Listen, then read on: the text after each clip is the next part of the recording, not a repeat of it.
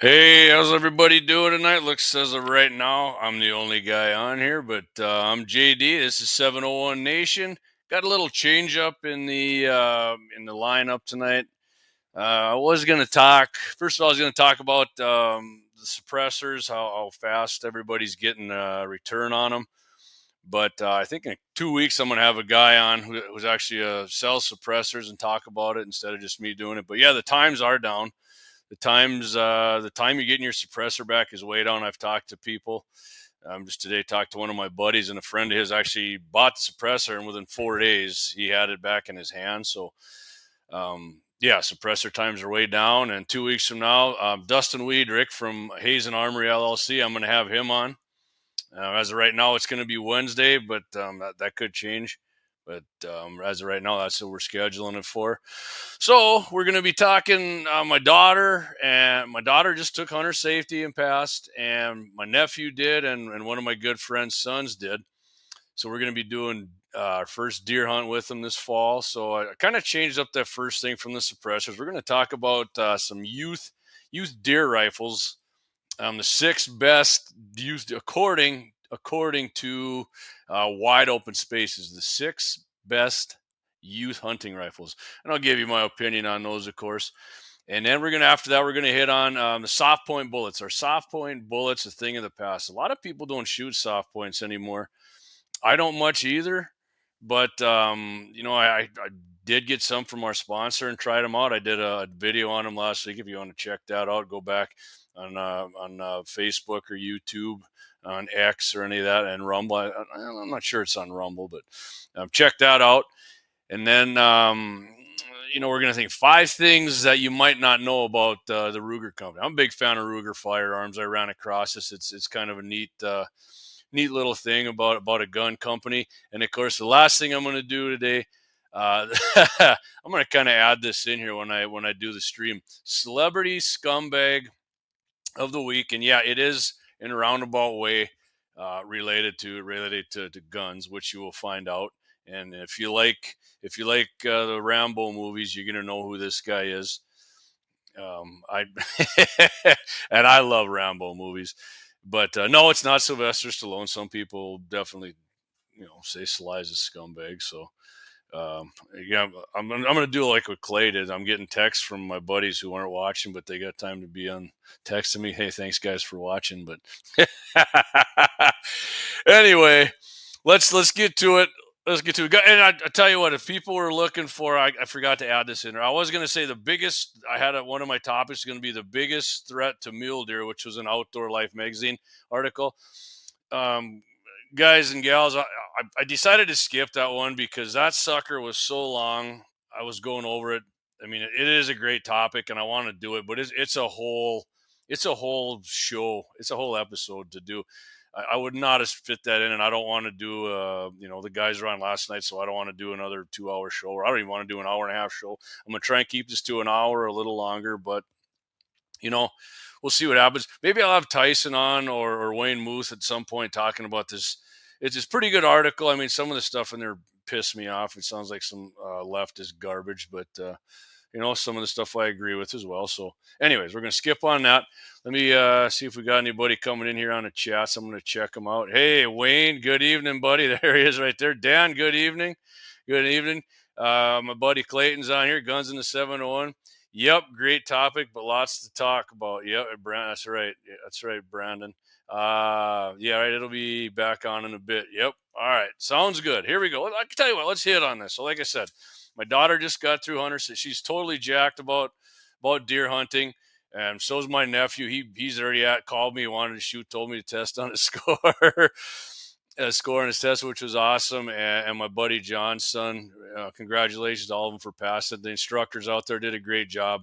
And if you're wondering about the class, I want to say it was about half of the class there was probably girls. I mean, if it wasn't half, it was dang close, which is great to see. So, anyways, like I said, according to Wide Open Spaces, the six best youth hunting deer rifles. So I'll just give you right off the top what their winners of their categories were here quick.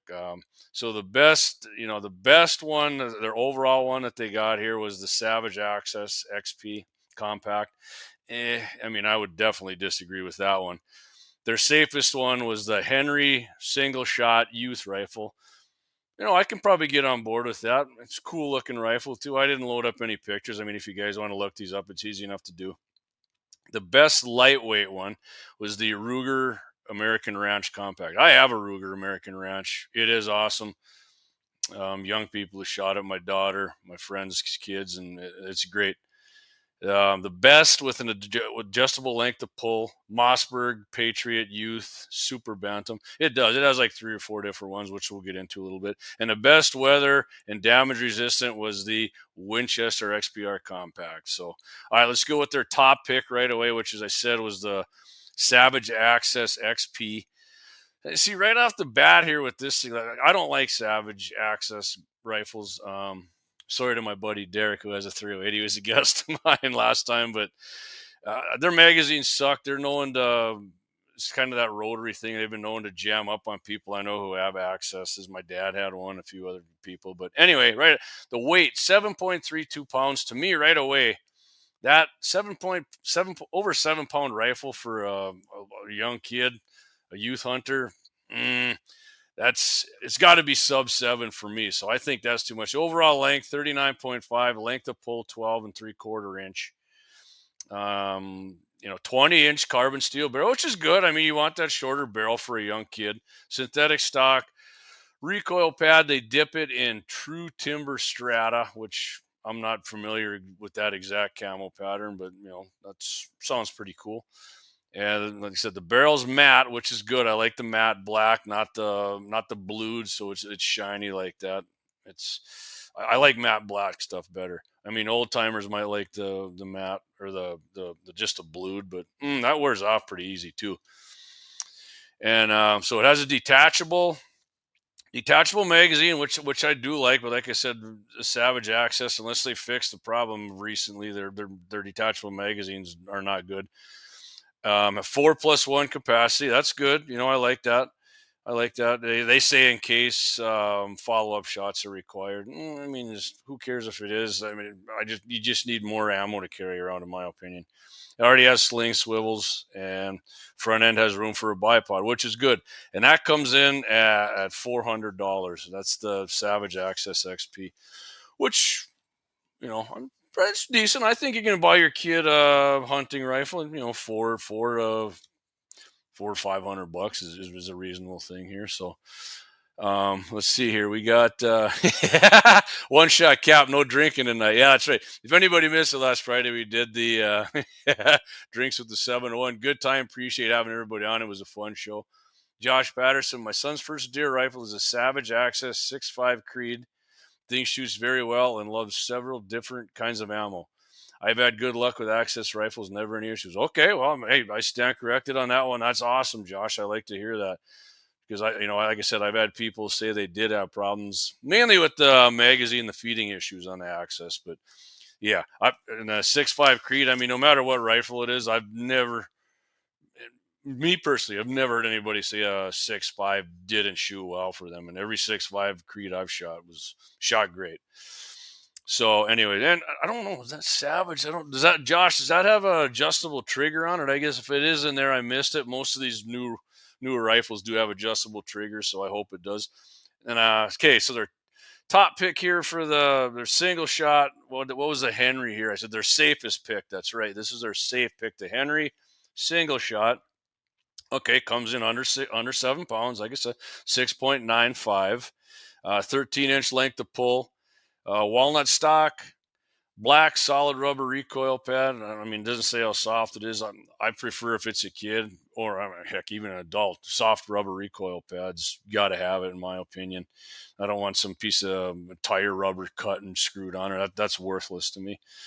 And I mean, a kid starts feeling recoil, boy or girl. I mean, their excitement for hunting or shooting goes just like an adult, or if you take your wife or something, your girlfriend shooting the first time, and it recoils hard or it doesn't recoil hard and it's got a crappy recoil pad, that's a big no-no, big turnoff. So this Henry, Ambidextrous locking lever safety prevents the hammer from contacting the firing pin unless the trigger is pulled, which is good. A lot of people don't like more than one safety. I don't mind that. I like that. Additionally, the barrel can open if the hammer is cocked, and the barrel can't close if the hammer is cocked while it's open. These features add extra layers of safety for novice hunters, which is totally fine with me. I mean, I like extra safety stuff when I'm at my age. I'm 52, and even my carry pistols, I like the manual safety on them. Some people don't. It's another. Our split second could kill you, JD. Trust me, I'll click that safety down in no time flat if I got to jerk that smoke wagon. Single shot configuration promotes the deliberate and measured approach to shooting, emphasizing accuracy and shot placement. Um, I used to piss me off when I'd see that for some reason because it sounds kind of funny, but and in actuality, I will say single shots probably do help you improve your accuracy. You can disagree with me, which is fine. But I do like that. It is so. It comes with iron sights too. This Henry, but it is drilled and tapped on the receiver to provide an option for you to put a scope on it, which is good. The Henry here comes in $500, which like I said, pretty reasonable here. So I'm gonna hit a couple of these comments here. Where was that? Josh had one for me here. Let's see, Gene, I'm all right. Josh, Access 2 does, the regular Access doesn't. He's referring to I asked him if they have a adjustable trigger, but we put the M Carbo spring trigger kit in it to lighten it up. I actually like it better than the regular trigger, and the kit was about $20 and super easy to install.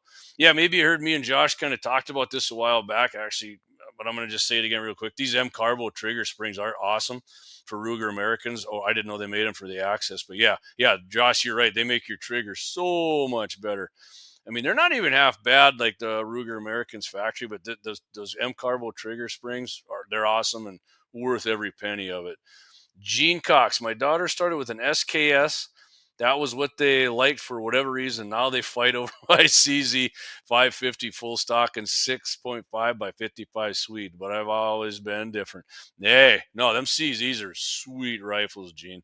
No doubt about it. Actually, I was down talking to Daryl at Double H, our other one of our sponsors, and he's got a CZ. I think he's gonna let us take it out here once the weather gets nice and do some testing with that. Probably out at the old rock range at Axel. So yeah, CZs are nice, and 6.5, anything 6.5 I like. I'm kind of a velocity snob, but that thing's slow, but it's so accurate, which more than makes up for any velocity you lose.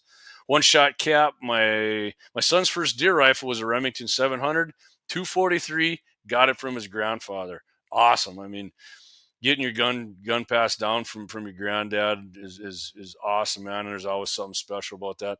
And you've heard me say this before, right? Sitting right over there, first rifle I ever shot a deer with, 222 Savage, model 10, I think, detachable mag, 5 round, worked great. Got that from my grandpa Jonas. Josh, let's see here, Meant I like the M Carbo trigger kit set up better than the Aki triggers. Yep, I got that from you, Josh. Yep, I got you. Let's see here. Brandon, the Savage Little Rascal was perfect for your youngins. No, we're actually, Brandon. If you don't know that, I bought a Savage Rascal for my youngest there, and it's 22. I bought it from Brandon. We're going to take that baby out when it gets nicer here and do a little range test with it. My daughter's fired up. She wants to shoot some gel. She wants to shoot at 100. She's already shot my 22 AR out to 130 yards with iron sights and hammered the 10-inch gong. So I'm sure if she's got it in her room, she's jacked up about it. It's gonna be fun. All right, so let's where are we at? 7:15. Let's set. I'm gonna hit up here number 3, Ruger American Ranch Compact, which they said was, what the heck did they say this one was? The best lightweight rifle. Okay, and I have one of these in 223. It's actually chambered in 5.56. I mean, neck and neck with probably my favorite rifle that I own. Super accurate. Like I said, I talked about the 223. We'll hit on it later in this 223 test, but let me get to it here because I get down to 6 pounds. Yeah, super light, 6 pounds for sure. Overall length 36.75 inch. Length of pull 12.5 inches. It's a scaled down Ruger American and 223. And even though it's marked specifically as one, Ruger shaved off over 5 inches of the overall length of this rifle compared to non-compact like the American Ranch or the Predator. The shortened length makes the compact version more manageable for youth shooters. Honestly, I don't have a problem as an adult, and I got freaking ape arms, and no problem for me. I love shooting that gun. It fits me good. So I have no problem at all. And it says here 10+1 detachable box mag. Yeah, it comes with it does come with the Magpul 10 rounder, which I'm fine with that too. I mean, I usually put a 20 rounder in it, but a 10 rounder is good. Short. It says 18-inch barrel, which they got it wrong because it's a 16-inch barrel, but it is threaded, suppressor ready. And I turned my daughter into both of them into suppressor snobs already. They don't want to shoot anything. I mean, if it's 22, they're cool, but anything that's not a 22 or a 17, they want it suppressed. Even a 17 suppressed. My youngest shot my buddy Dougie's, and she still talks about that thing. I end up having to buy her one of those someday. So, they say your suppressor helps protect your child's hearing, especially if you're gearing up to be a lifelong hunter. Yeah, well, it does a lot more than that. It sucks up recoil, and obviously the hearing effect doesn't scare everything off within a freaking 10-mile radius. It great suppressors are awesome, man. Like I said, tune in a couple weeks. We're gonna hit on that a little more when we got Dustin on from Hazen Armory. So it's got the Ruger Marksman adjustable trigger. Offers a crisp release with a pull weight between 3 and 5. And like I said, I did put the M Carbo trigger spring in there. Made that sucker super smooth. It is a great trigger in there. And like I said, lightweight. 6 pounds. It is like they say here. It's a little pricier, and this is I think this is actually an article from probably last fall. So they're probably talking about the Gen 1. I think the Gen 2 is actually the same weight, or maybe a little less because they got the fluted barrel. I don't know. It's super close, but they're both awesome. They're both awesome rifles with the weight and that. And they're kind of complaining here about it. It might not fit your kiddo in a few years. Like I said, trust me, it will. It will. It'll fit you when you're older too. But other than that, they got it coming in here at $470. Nah, it's more like 500, probably even a little more than that. But it's a great rifle. Anyways, that would be, if somebody asked me, which my buddy did already. Yeah, I definitely would do that. If they're a little bigger kid, I'd actually even go with the Predator. You get that 22-inch barrel, you give yourself a little more velocity. My friend Travis has one of the Ruger American Predators. I mean, just shoots dimes. Great rifle. No complaints about that at all. But all right, we're at 7:20 here. I'm gonna hit our first commercial, and then we're gonna come back. I see you guys got some comments. I'll catch up on the comments, but we're gonna hit our first sponsor break here. Be right back. Located at 309 South Washington Street in Bismarck, North Dakota. Give them a call at 701-258-6308. The team of mechanics at Lauer Auto can take care of any problem your vehicle is having. And when you do business with Lauer, you can be assured you're doing business with a pro Second Amendment America First repair shop. There are plenty of other auto repair shops in the Bismarck-Mandan area. But why take a chance at patronizing a shop that might not have your beliefs at heart? Make no mistake. Lauer Auto is your pro Second Amendment repair shop. When you talk to the guys at Lauer Auto, don't forget to tell them that you heard they are a sponsor of Guns and the 701 and that you appreciate their support of our pro Second Amendment, pro North Dakota live stream and podcast. That's Lauer Auto Repair, 701-258-6308. 701-258-6308. Located 309 South Washington Street in Bismarck, North Dakota. Absolutely. And don't forget, guys and gals, if you go do some business with our sponsors, make sure you tell them you heard it on Guns in the 701 or 701Nation or saw it in any of our videos, because without those guys, it makes it a lot harder to do this. This is enjoyable. I enjoy doing this and talking to you guys and getting the message out and talking guns and gear, but our sponsors make it a lot easier and they're awesome. So please support them. All right. I'm going to catch up on a few of these comments here. Let's see. Josh Patterson, CZs are super nice. Yeah, they are. They got, I mean, I'm not a big wood stock guy, but CZs have awesome wood stocks too. Let's see. Brandon, I was on at 100. Okay, he's talking about the the rascal we got. He was on at 100 with it. Well, you'll see in the video when we do it. Josh Patterson, got my daughter a Ruger American Compact in 243. Thing is an absolute tack driver. 20-inch barrel. Very happy with it. First Ruger rifle I've ever bought. Yeah. I have not shot one of those that hasn't shot good. It's they're awesome. And like I said, later tonight we're gonna have like 5 little tidbits about the Ruger company maybe nobody knew about. Whalen Little Eagle tuned in. All right. Hey, Whalen, appreciate you tuning in. Appreciate that, buddy. I know you were watching last night too, so I appreciate you taking time to come on here and support me tonight too. That's much appreciated. Everywhere got good viewership tuning in tonight. And in case anybody noticed when I did the promo, there was a short little video there. It was freaking awesome. Mikey D made that for me. Mikey D, you're the man. That is a sweet video. If you didn't see it, you can go check it out on Facebook. I got it on there somewhere. I know I sent a bunch of texts out to you guys too, but all right. Going with the next one here. This was their top pick for adjustable length of pull for a youth rifle. Again, right off the top, not a good youth rifle for me because this thing's 7.5 pounds. Yeah, because you add on a scope and rings and maybe a bipod. I mean, that's getting to be a heavy rifle. To me, that's like I said. Unless you got a bigger kid, the 3 kids we're going, my daughter, my nephew, and my buddy's son. They're average size kids for their age, not big. So I don't want them getting hammered with big recoil or trying to lug around a tanky rifle. And guess what? I'm not carrying my kid's rifle around. That's their job. So, anyways, the Mossberg Youth Super Bantam. Top tier. I say Mossberg has a top tier reputation. In case anybody missed it, this is Wide Open Space's top 6 youth hunting rifles.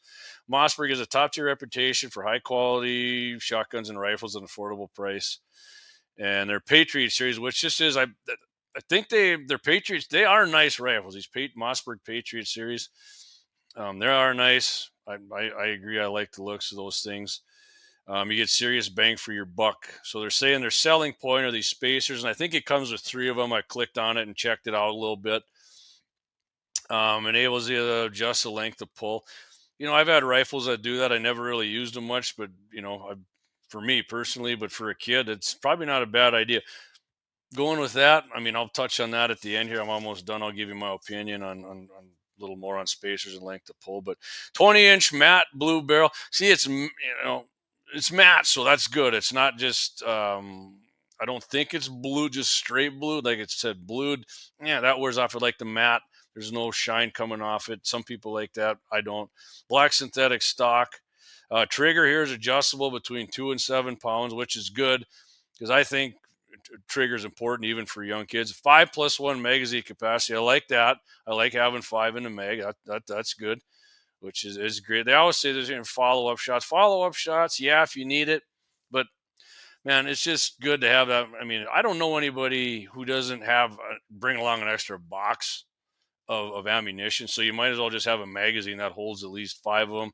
And a lot of people will just put it right on their cheek thing, too. You can put how many more in there. And a lot of these long-range guys got these cool little things they stick on the side of their stock, and it holds 3 of them right there. I don't know how practical it is for hunting, but it looks badass. So I might, I might get myself some of those for my bolt gun. Lastly, the Mossberg here, it's available in black, green camo, and pink camo. Pink camo. Girls still like pink camo. I think pink camo is cool. Any kind of camo is cool. I like camo. I'd probably be more apt for the green. And of course, they say any new hunter will be excited to choose these in multiple colors. Yeah, sure. Good price coming in here too for this Mossberg, $400, which is very fair. I think very fair. Hey, Paul Odegaard, great show again. Thanks. Nobody knows that's my mom. Thanks, Mom. I appreciate you tuning in for the kind words. All right, so we're gonna hit here. We got the last one. The last one, Winchester XPR Compact, which is, what did they say about this one? This is their best weather and damage resistant. And I didn't know too much about this, but this does seem like a pretty sweet youth rifle here. Comes in 6.5 pounds, overall length 39 1/4, length of pull 13 inches. And like I said, XPR is a compact version, smaller version of their full size XPR, which I am fully aware of that one. Got a permacoat finish on it, free floating barrel and receiver, which is awesome. Anytime you can get I don't care if you're a kid or you're an adult, anytime you can get a good coating on that barrel and stuff, because man, it rains or whatever, you spill something on it. Man, I love having a coating on there. That's one nice thing about something like an AR. When you get all the coatings on almost all ARs you get are weather resistant. So, but I like seeing it. They're doing it more and more on these bolt rifles, which I like to see. Muzzle has a recessed target crown. I mean, that's going to help with accuracy too. Protects the exposed rifling edges. The bolt is treated with nickel Teflon, so it's tougher than the average bolt. Not only that, you get nickel or Teflon on something, that stuff's it's just like butter, man. It's great. I love that coating. Of course, the synthetic stock cuts down weight, scratch resistant. It's got they say it's got a pretty sweet recoil pad on it too. And the 243 they used it. Recoil was not. And this here's kind of a drawback for me. 3+1. Hey JD, I mean, if you need more than 3 rounds to kill a deer, like I said, I just touched on that. 3 rounds is fine. But I mean, I guarantee you're going to have something in your pocket. And North Dakota doesn't have. I don't know what state you're listening to. If you're listening from another state, I appreciate that. But North Dakota, we have no magazine capacity limit here, which we shouldn't, and I like that. So I like the 3+1. It's got sling swivel studs already. So that's nice to have on that. I'm getting subject, yeah. Some things are okay. I did. My cousin John actually. I did. John, you must have got in a little late. We did touch on the Savage. We did touch on the Savage. It actually there was 2 of them. Just one of them. The Savage Access. Yeah. And my buddy said he had his, and 6.5. It's awesome. So I keep looking at the phone like I'm talking to him. I'm not, but we hit on it, John. So you maybe have to go back and check it out after the show. But all right. So overall, they say that Winchester XPR Compact will fit youth hunters well, stands up to elements, quickly and ethically harvest your kids' deer. But it's another. That's what they say. The cost is $540. But man, when you're getting weather resistant stuff like that, and a good recoil pad and a recessed target crown, it's not threaded. I think the Ruger is the only one on this list that's threaded. I too am a snob for threaded barrels and suppressors, but whatever. That thing sounds like a pretty sweet deer rifle, for $540. That's definitely within good. That's a good price range. So they say here, this is the end of this here, and then we're going to move on. These specific features are especially important when purchasing compact youth rifles. Length of pull, durability, chambering or caliber, price. And I added one on there, the trigger. The trigger is important. I don't care how old you are, if you're a kid or an adult, a good trigger that's one of the main things that can improve your accuracy, without a doubt about it. Without a doubt. I mean, unless you're my dad, my dad can take a 10-pound trigger pull and still shoot a freaking water jug at 500 yards. He grew up with those things. So I am a huge trigger snob, but yeah, that's, if your kid just going through hunter safety and they're looking for a rifle, I think any of those, some choices, obviously, like I said, will be better. Basically, going on the weight of it, I would go for sub 7-pound rifle because, like I said, once you get your magazine on your sling and your scope and your rings, you're going to add another 2 pounds. 8.5. No, that doesn't sound like much. Yeah, when you start adding that on, especially if you do a lot of walking, get yourself don't just get some cheesy sling either for your kid. Get a nice, feel that thing. Get something that's it's got a good tacticity, whatever, tactile to it, so it doesn't keep sliding back and then the muzzle keeps going back. Get something that'll stick on that shoulder real good and has a good amount of cushion on it.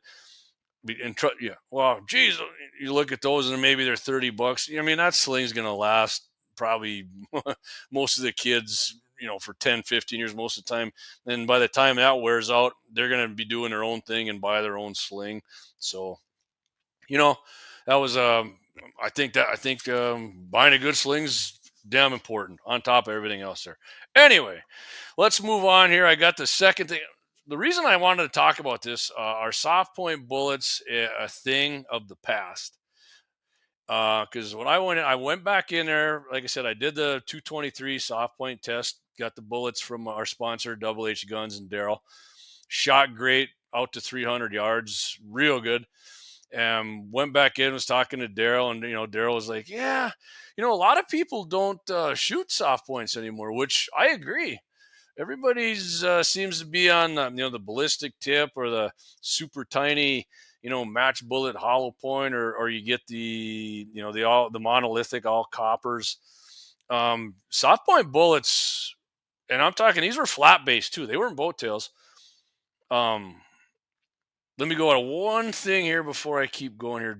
Josh Patterson, correct me if I'm wrong, but I believe Double H Guns does barrel threading. I'm fairly certain that their gunsmith there does that. Josh, I'm pretty sure. He said he knows Jake at Bloodline Kinetics does, and does Cerakote as well as some other stuff. Yeah, there's some few guys in town that do that kind of stuff. I know my buddy Rob definitely had a few of his guns threaded down at Double H. A couple years, I'm not saying probably, more than a couple years ago, but those are on a 7mm mag and something else. The thing shoots dimes. We've got videos of Rob drilling a gong out there at 750, no problem. And that was after this guy threaded them. So yeah, I'm pretty sure they do. I could be wrong. Next time I'm gonna tell you what, I'm gonna swing in a Double H in the next couple of days. I'll ask Daryl and I'll confirm that. But anyway, the soft points, yeah. A lot of people, flat base, lead tip, man. I want high speed, low drag, huge. I want that huge BC but within, man, smaller calibers within 400 yards, they will, accuracy wise, in my opinion, they will rival these fancy new. And I say fancy new, not super new, but I shoot ballistic tips all the time. I love ballistic tip bullets. My main problem that I kind of got away from shooting soft points was I do a lot of AR-15 shooting, and if you load your magazine up, the bullet when you shoot slams forward, and if you don't shoot them bullets out of there and you keep reloading on top of them, you get to the bottom, you'll get. It won't, like a 308 for sure will do this. I've seen it happen to my friends hunting, but it'll mushroom the hell out of that tip. And man, I think I've seen some people do tests on it, and I'm pretty sure I tried it. And it does affect your accuracy somewhat, but listen, if you're hunting deer with a 223 I'm not letting my kid shoot past 200 at a deer with it, and then she's going to be using soft points. And so my nephew probably will too, and so will my buddy John's kid. I got a bunch of them loaded up, and we've done tests on them, which I'm going to hit on shortly. But yeah, don't as far as soft points go, guys and gals, you're going to get them cheaper. So like 100, let's just say, I'm just bullet wise, just bullets, not loaded ammo. I'm just going to say bullets. So 100 of these Hornadays, just the bullets. I just did a quick search. 100 of them are like $21, right? Just for this soft point, flat base. Your basic soft point bullet. Then you go to a ballistic tip for the same amount for 100. That was $27. So you're getting $6 more for the ballistic, and I guarantee a loaded ammo is going to be just more than that. And then if you go to the monolithics, like the all coppers and all that, for a 50 count, a minimum of $35. So you're going from 100 soft points at $21 to 50 monos at $35. Man, if you do a lot of shooting, that's easy math for me. And your 223, your 22, 250, you're going to be able to shoot farther or something. But a 223, realistically, 400 yards, on a coyote, probably max. Maybe, I'm sure people have killed them farther than that, no doubt about it. But that's a lot of money. And you're getting half the product for these. If you're going to go with an all copper, you're getting half the product for another $15. To me, no way. I'm out on doing that. I am not against all copper bullets, but just the price of those things is ridiculous to me. So I'm out on that. As far as all right, Josh has got a comment here for me. I think guys are stuck on ballistic coefficient numbers, so they steer away from the soft point. Agreed, Josh, and I get hung up on that sometimes. The velocity, it pisses me off. I try to get away from that. But yeah, I mean, but I did notice for sure the BC in my 6.5 Grendel definitely made a difference at 300 yards. So, but yeah, but 223. I mean, their velocity is all pretty close. But he says, I personally love a soft point. Me too. I never had a soft point not expand. Yep, exactly.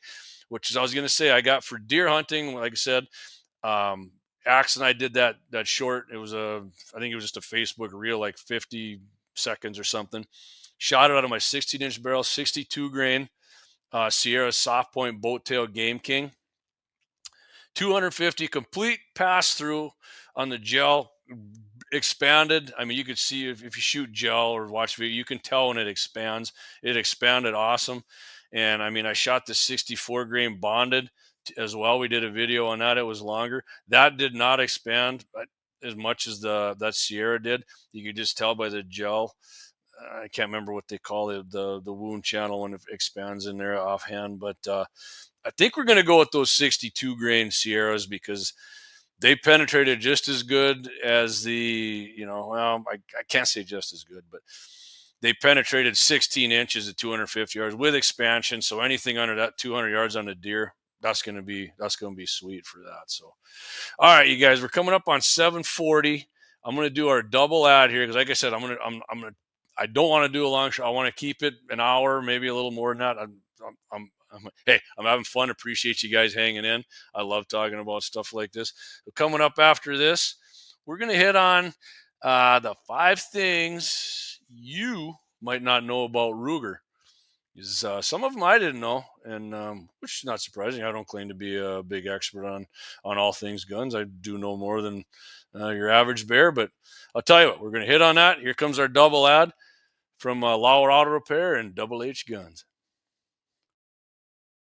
Located at 309 South Washington Street in Bismarck, North Dakota. Give them a call at 701-258-6308. The team of mechanics at Lauer Auto can take care of any problem your vehicle is having. And when you do business with Lauer, you can be assured you're doing business with a pro Second Amendment America First repair shop. There are plenty of other auto repair shops in the Bismarck-Mandan area. But why take a chance at patronizing a shop that might not have your beliefs at heart? Make no mistake. Make no mistake. Lauer Auto is your pro Second Amendment repair shop. When you talk to the guys at Lauer Auto, don't forget to tell them that you heard they are a sponsor of Guns and the 701 and that you appreciate their support of our pro Second Amendment, pro North Dakota live stream and podcast. That's Lauer Auto Repair, 701-258-6308.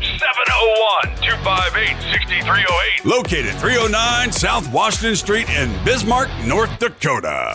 Discover the world of firearms at Bismarck's Double H Gun Shop.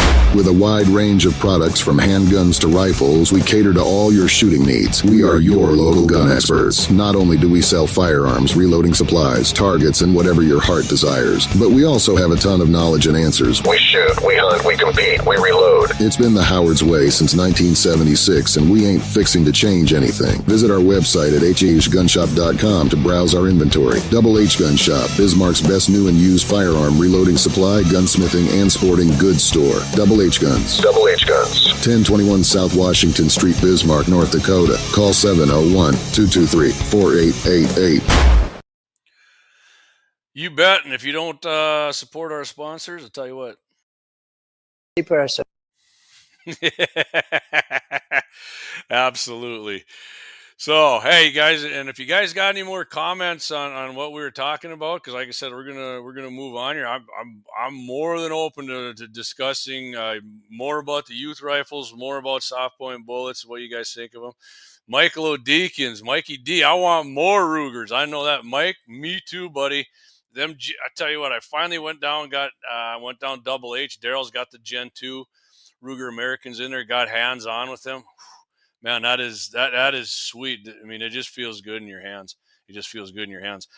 So I'm going to go back real quick to now that I think about it, the youth guns.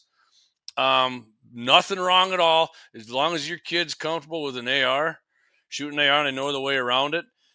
You got that adjustable. ARs are so adjustable for everything, and most ARs that I've shot they shoot great. Maybe some, the cheaper one maybe not as accurate as like a cheap bolt gun, but I mean definitely enough for your kid to make a hard shot or a long shot, which a soft point, a 223 soft point, 55 grain or more. I've seen it happen. Blow the lungs right out of a deer, and it like Joe said, man, it suck them out. It didn't suck them out. Expanded in there, blew the lungs out. Fast kill. Nothing wrong with that. Most ARs easily accurate. If you saw the test I did on the Hornet Ace from HH, man, my AR shot, it was under a half-inch group, 3-shot under a half-inch group. So ARs, totally, the collapsible stock is so awesome to have for young shooters, or if you get a bunch of clothes on, it gets cold. So just went back to that for a little bit and mentioned that. Don't be afraid to get your kid out there shooting the AR for hunting season. So, all right, I'm going to get a few more comments here. Clayton Peterson, I know I don't own enough Rugers. Yeah. All them guns you got, Clay, and you don't own enough Rugers. Yeah, you got to step your game up, buddy. Gene Cox says, I've got a Ruger. I haven't even shot yet. Oh, Gene, you're killing me, buddy. I mean, just go out your door and just blast, like Joe said, shoot one off in the air just to shoot it, man. It'll bring a smile to your face for sure. All right, so speaking of Rugers, I said I was going to go through. We're going to go through 5 things you might not know about Rugers. Got this from the NRA blog here. Oh yeah, the NRA, GD. Yeah, that's right. The NRA kicks ass. Life member and proud of it. So I'll read their little spiel here a little bit, and then we'll get into these here. So. It says, since its beginning in 1949, Sturm Ruger and Company, known simply as Ruger, has become one of the leading manufacturers in the world, producing more than 400 variations of over 30 different product lines. The company was founded by Alexander McCormick Sturm and William B. Ruger, which, man, at the end of his life, he kind of had a bad goings there, but hence the name Sturm Ruger and Company. Rented a small machine shop in Southport, Connecticut. Sturm, who hailed from the wealthy McCormick mercantile family, provided the investment capital, while Ruger, who began designing guns as a student at the University of North Carolina at Chapel Hill, brought his firearms engineering ideas to the table. All right, so we'll go through these quick ones here. These 5 things. Their first product was the Ruger Standard. The first gun produced by this legendary American gunmaker traces its roots to Japan, right? Unbelievable, but whatever. And I can't remember maybe Gene, you know that the standard, wasn't it like after kind of modeled after the Japanese Nambu pistol? I could be wrong. Ruger acquired a World War II era. Yeah, right here. Okay, I didn't. Shows you I didn't read up on it a whole lot. World War II Japanese Nambu pistol from a U.S. Marine who had returned from the war and sought to duplicate the design in his workshop. He successfully built 2, but lacked the money to start a company to produce and market the design. Enter Alexander Sturm, who brought the $50,000 of revenue capital needed to get the project running. The duo began producing the pistol, named simply the Ruger Standard, which went on to become the forefather of the most successful 22 rimfire pistols ever produced. Yeah, I mean, Ruger pistols, my dad's got one. God, I know so many people have. My brother-in-law, Clayton, has that one he had out at Axel's. We were shooting on, I think it was 2A day or one of the other days we were up there shooting with that dot on. And, I mean, at 50 yards, just hammer away on a gong with that thing. It's awesome.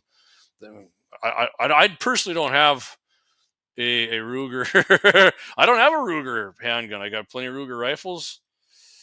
No handgun, strangely enough. But man, maybe that's something I got to look forward to. So, number 2, the AR-15 almost belonged to Ruger, which Ruger does now make AR-15s. But as most firearms enthusiasts know, Eugene Stoner is the man behind the AR-15 rifle, having developed a lightweight semi-automatic while working as a chief engineer at Armalite. When Armalite began searching for a manufacturer to license and produce the AR-15, Stoner purportedly offered the rights to Ruger. As history would have it, Ruger declined, and the company eventually struck a deal with Colt, who became synonymous with the AR-15 from then on. Yeah, and I'll tell you what, as of right now, I would take a Ruger AR-15 over a Colt any day. So, Josh Patterson, he says, I got a Ruger SR40C that I picked up years ago. Recently just picked up a Ruger LCP in 380. That's a fun little pistol. Absolutely. And you know what? I got to correct myself. I said I didn't own Ruger pistols. I meant 22. I do own two Ruger 9mm. One of them sitting right here. My Carry LC9S. I own two of them. Awesome carry pistols. So, my bad. I get to, you get to going on and talking and you forget about stuff. All right, let's move on to number 3. If nobody knows what Josh is saying, SR40, that's 40 cal. C means compact. So, how's that thing shoot anyways, Josh? Just curious. Ruger makes more than guns.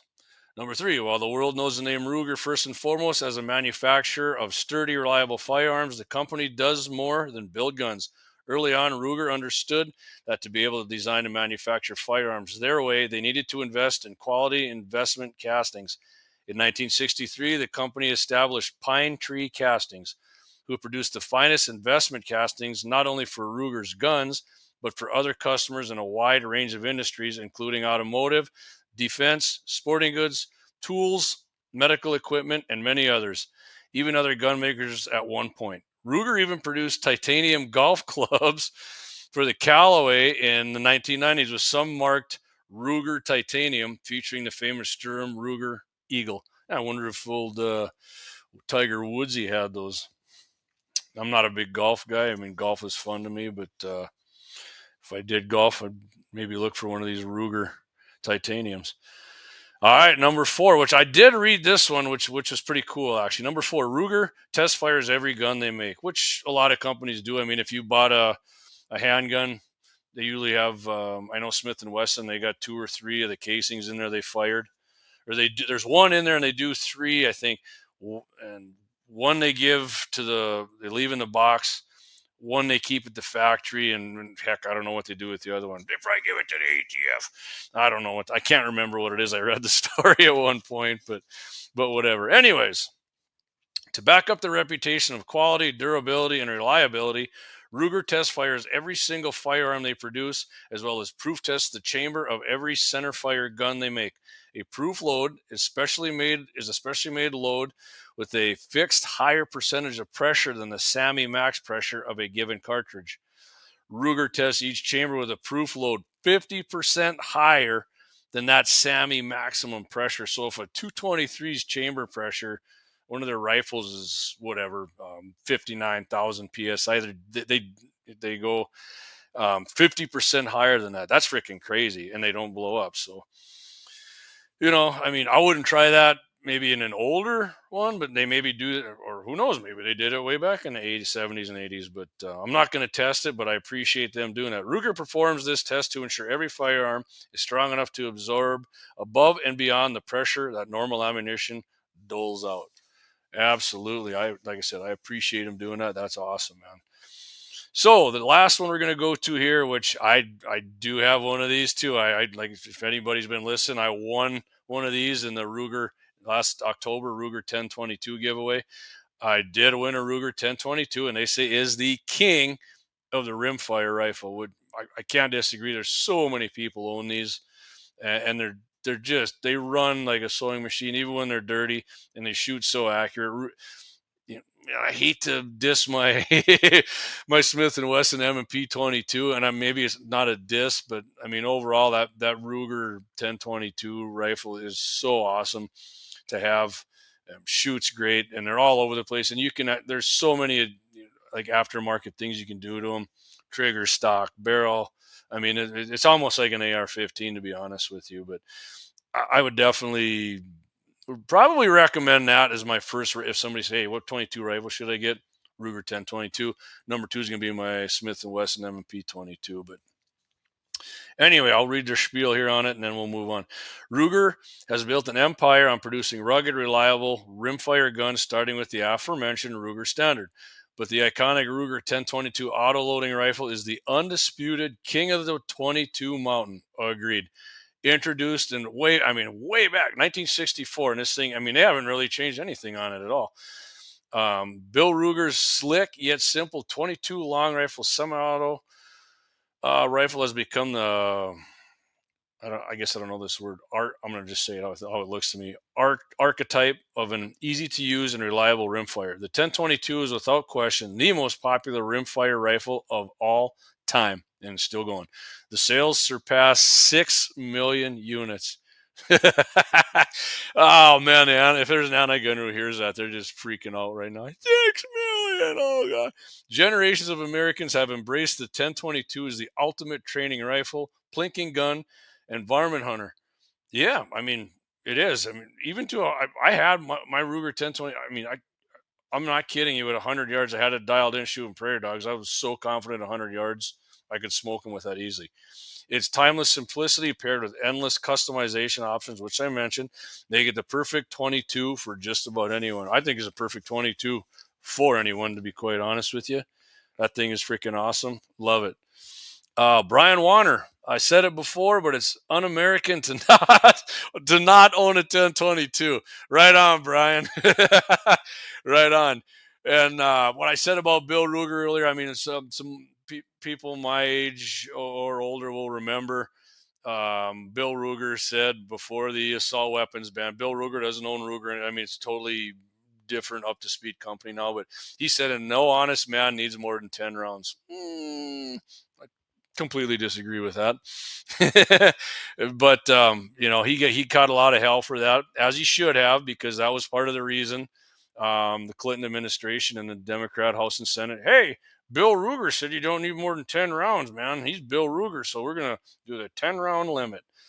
Thank God the sunset clause is in there, and it got taken away. Anyhow, one-shot Cap. All right, Cap, I see you put face on there. I'm not sure what that is going back to here, but I don't. Sorry, my bad. I guess I don't see where. Maybe you meant to type something else in. If not, feel free to explain it, and and I'll get to it. All right. Now, for my celebrity scumbag of the week, and man, when I read this, I'm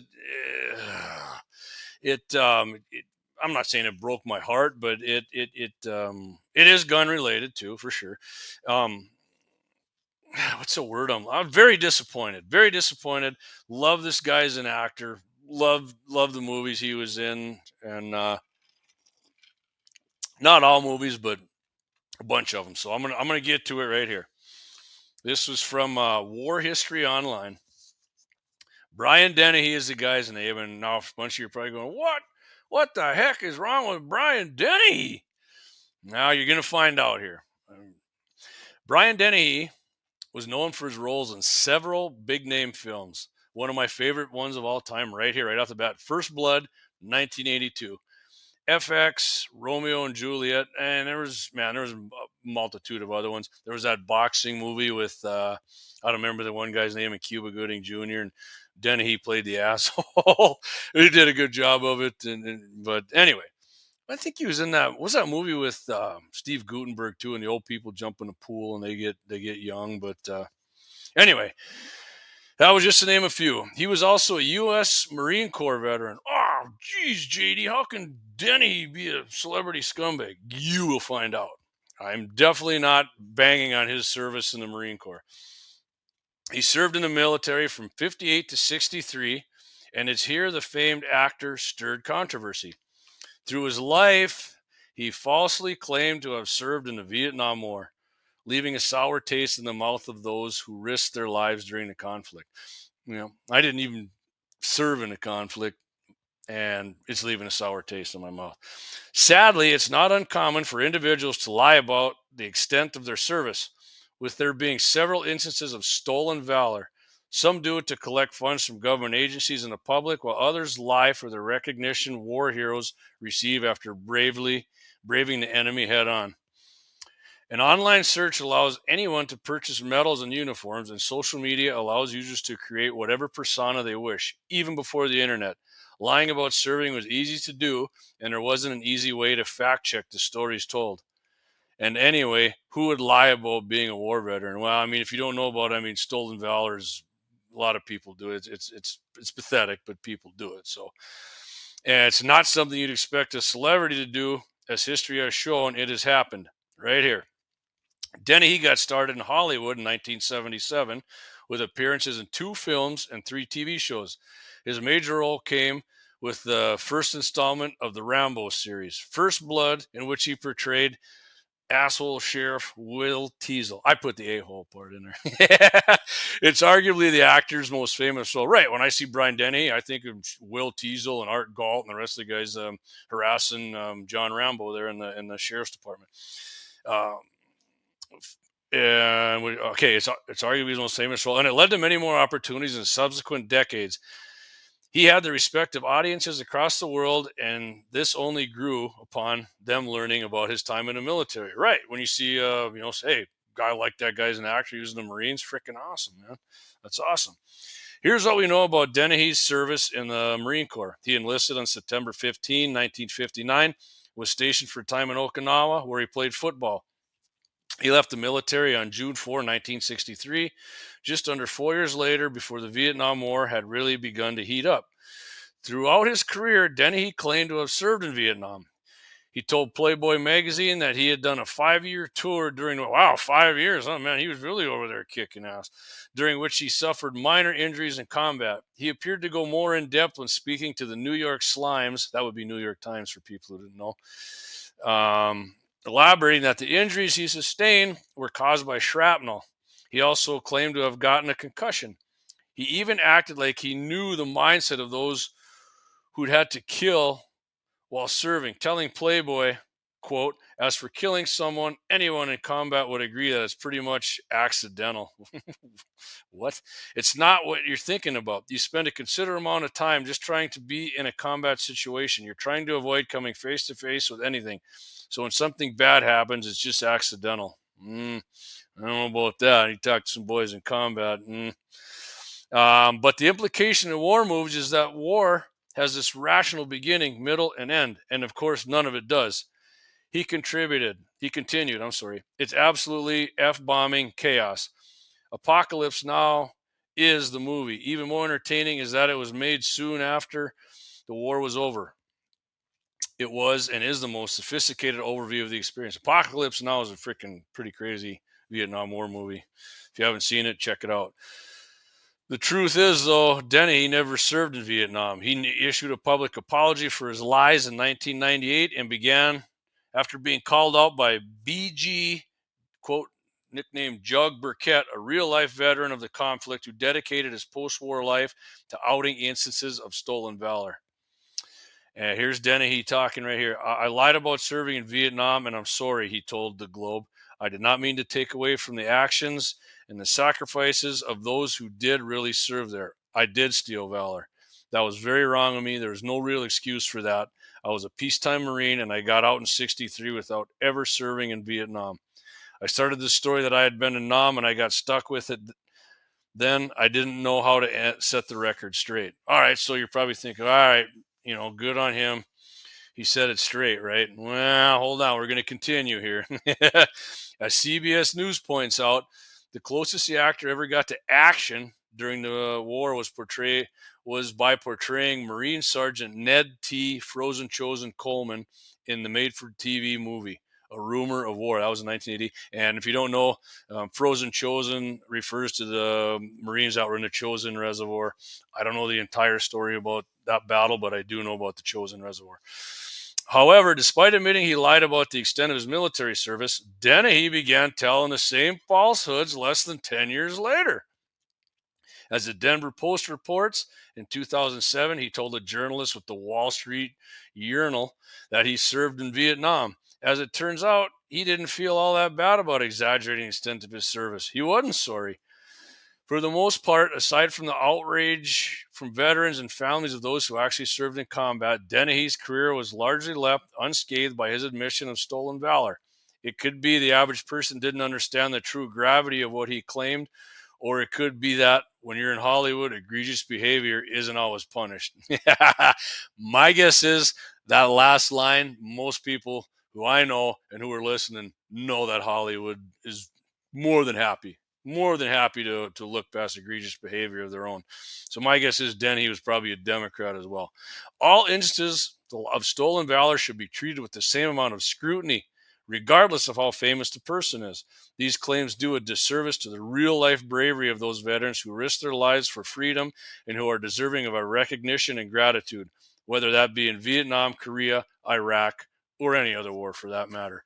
And Brian Denny, he's no longer alive. He did die April 15, 2020. I'm not saying good or bad about it, but the guy should have just stuck with apologizing for lying about stolen valor, going to war, but he didn't, and he came back to do it. So that is my scumbag of the week. If you don't think that was a scumbag move, feel free to tell me. So I'm going to catch up on a few comments here.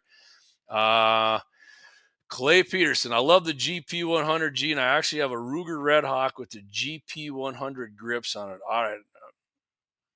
Oh, okay, I must have missed that one.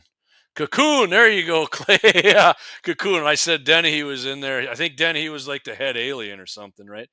My buddy Dave Young down in Georgia giving us a double thumbs up. Silverado, that's right. Axe Hondos.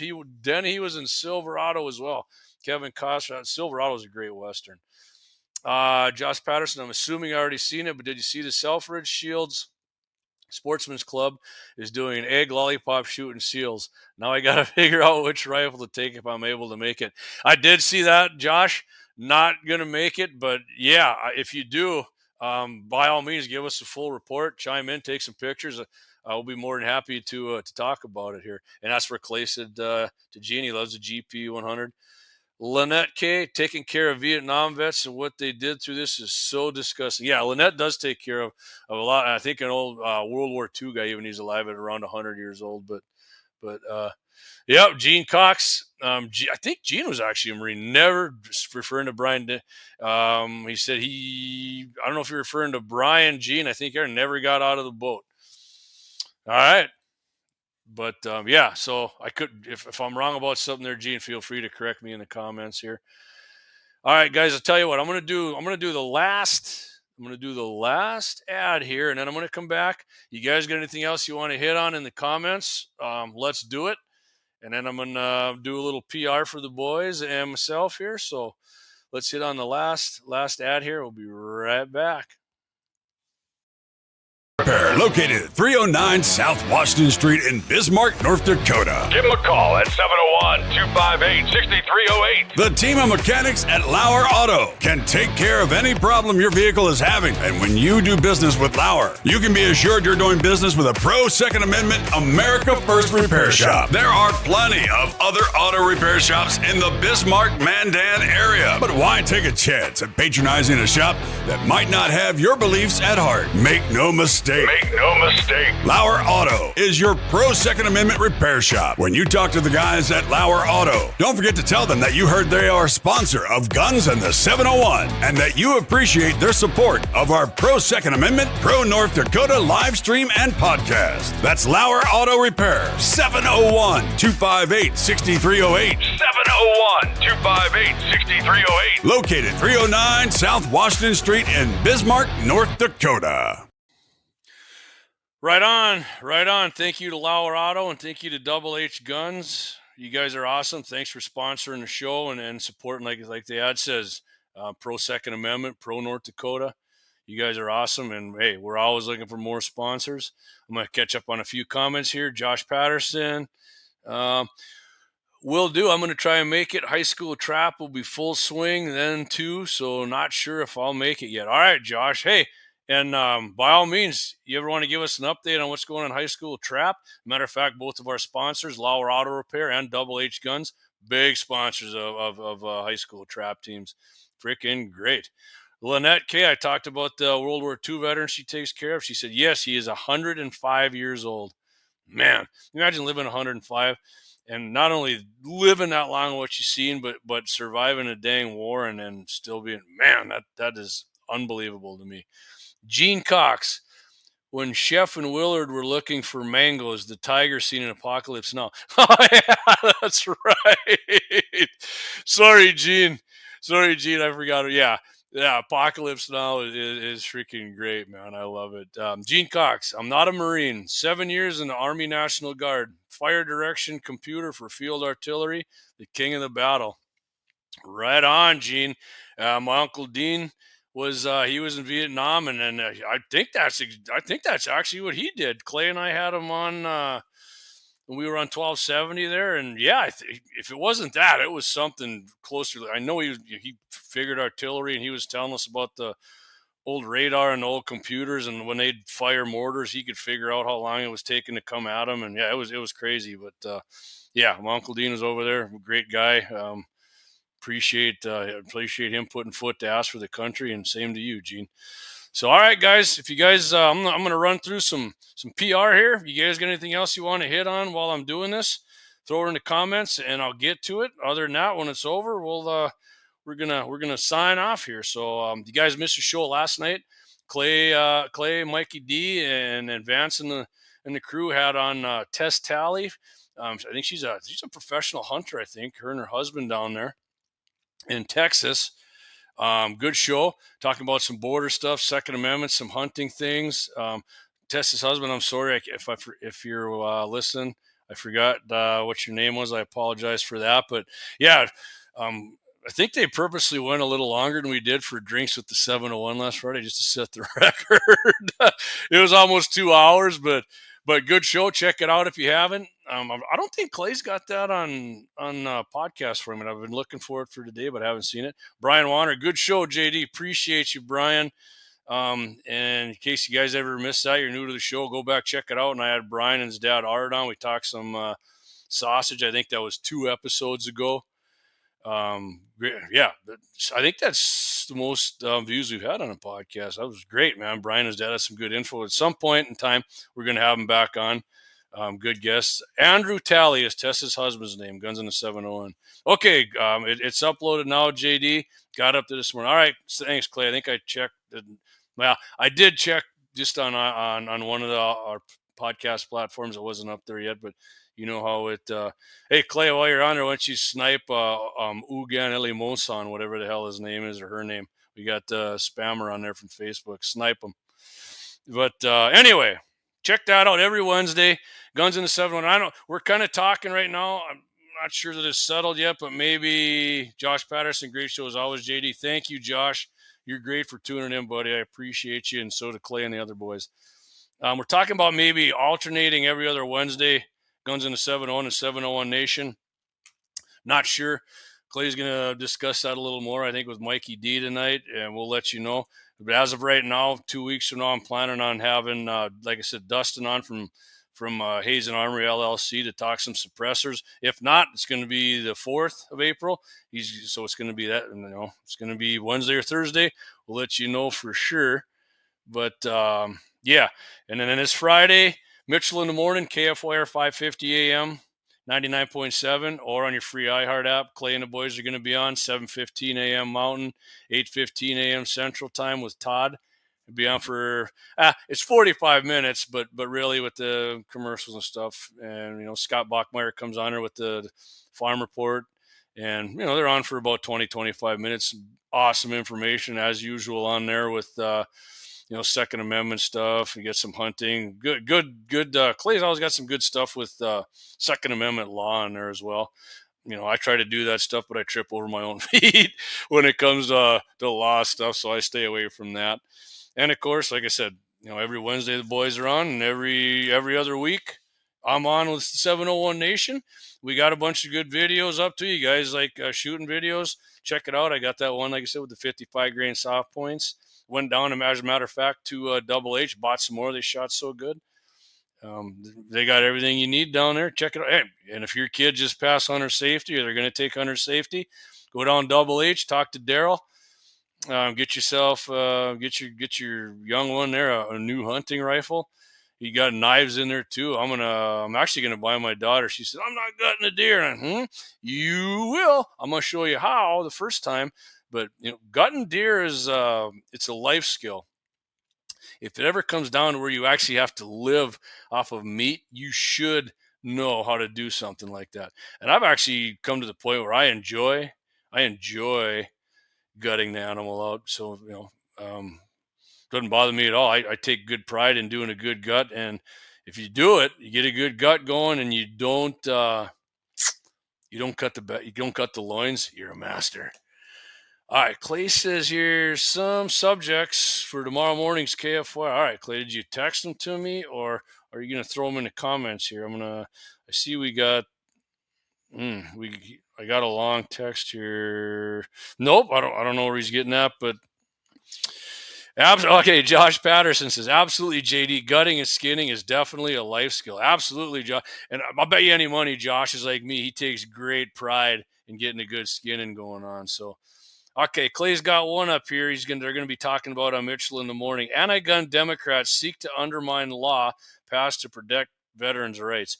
Yeah, so I can give you a little insight on that one. They wanted to put it in there where if a veteran wanted to have somebody, maybe if they're getting a little older and they want whatever, their kid or somebody to oversee their financial responsibilities, Democrats automatically wanted to say, hey, these people are mentally incapable of doing anything, and they're probably shitting their pants, and they should in no way be able to own guns.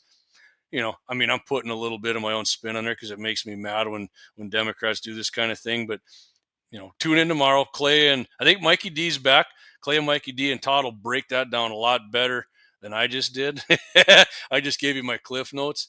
And time to end federal medical marijuana gun ban. That's right. I agree with that. Clay and I don't smoke weed. We don't have problem with people smoking weed. But if you smoke weed federally, you're not supposed to buy a gun. You're not allowed to buy guns. I'm not even sure you're allowed to own guns if you do. I don't think you are actually, but I'm sure Clay and Mikey will hit on that. And another one he's got here: gun banners step up programming of TV movie audience with show gun safety campaign. All right, that one I don't know about. I guarantee you, I will be tuned in at 8:15 a.m. Central Time tomorrow, listening to the boys. And again, appreciate Todd having us on there. Todd said guns in the 701's not going anywhere as long as he's there. So, hey, Todd, I hope you keep working at K-Fire for about another 15, 20. Josh says, absolutely. My boy shot his third deer last rifle season, told him he has to watch enough. Now it's up to him to gut his deer. Right on, Josh. Right on. And not only that, what I'm not good at is deboning deer. Man, I'm not afraid to say I suck at that. I don't know why. I'm trying to get myself, I'm better than I used to be for sure, but for whatever reason, I'm not that good at that. But Gene Cox says, I see lots of people that can't break that pelvic bone, so they cut the large intestine and getting crap in the cavity. Yeah, Gene, you're right about that. You know what I like to do about that? My buddy Brad taught me this trick. When you get down to that, either with your knife or whatever you do, it's not your saw there. It's not a Sagan. I actually bought the Kershaw, I think. Kershaw or one of those has one. It's better than the Sagan, I think. Go on either side of that pelvic bone, and you can pull it right out there, and you get a huge cavity instead of that little tiny bit and it comes out of there so easy. I got a lot of people doing it that way now. It's so much easier doing it that way, in my opinion. I should actually, you know what? I'm going to video it this fall, and I'll do a little thing for it. And so if nobody's done that, I'll throw it up there. So Josh says, I do suck at that too. He's referring to deboning the deer, but yeah. But I'm going to get lots of practice this fall, and so are the young ones. I'm looking forward to that. Like I said, I know my daughter, she said she doesn't know if she's going to use the Bolt or the AR. I'm cool with either one. It's going to be a good time. So anyway, all right, guys, been on hour 14 coming out. I'm gonna cut the show down here. Appreciate everybody. Man, we had great audience retention tonight. You guys are awesome, man. This is a fun show for me to do. I love talking about gear, and I get windy when I talk about it. And like I said, 2 weeks, we're going to be talking heavy suppressors with Dustin Weidrich from Hazen Armory.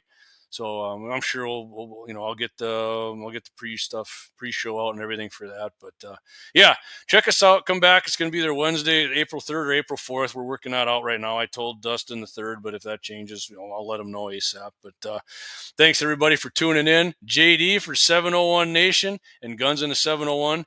Keep coming back. Appreciate you guys. And don't forget, keep your powder dry and tune in to KFYR tomorrow, 8:15, Guns in the 701.